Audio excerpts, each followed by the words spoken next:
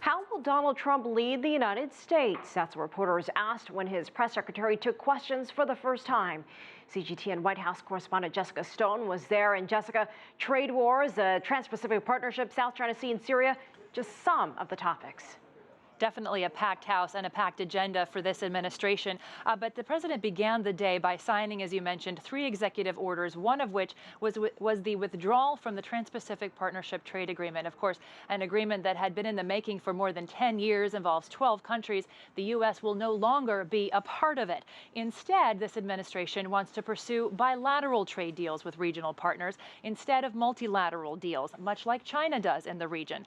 And the administration does appear to think that using economic power and using trade deals can be part of a security strategy globally, but it is really not clear how they exactly will do that. Now, meantime, Beijing still retaining an open mind, and we heard from them in their press conference over the course of the last day or so what they're thinking with respect to working with the U.S. on trade. Take a listen first to the President of the United States.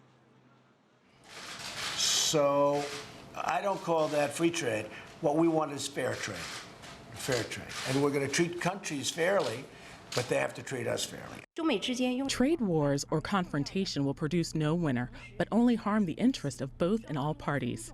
China and the U.S. should work together to expand cooperation in trade, create a level playing field for trade on the basis of mutual respect, equality, and mutual benefit.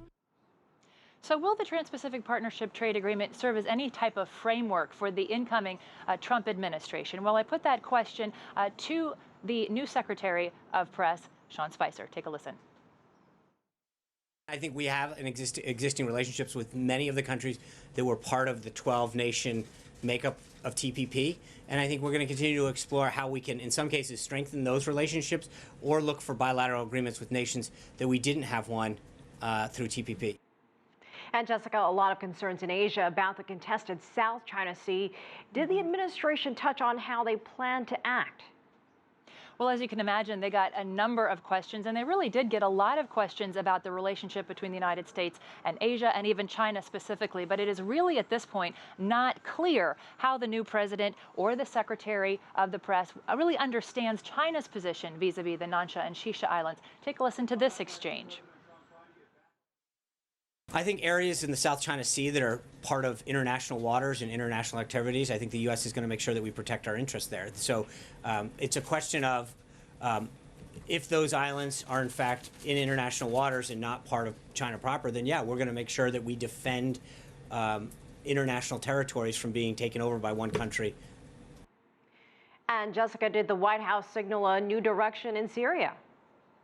Well, what they signaled is what they essentially have along the campaign trail, that they have a greater desire to work with Russia to solve global issues.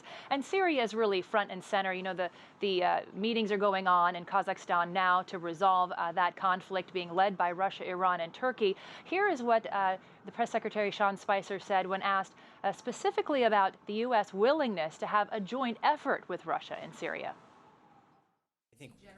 I think that the president has been very clear that he's going to work with any country that shares our interest in defeating ISIS. I think if there's a way that we can combat ISIS with any country, whether it's Russia or anyone else, and we have a shared national interest in that, sure, we'll take it.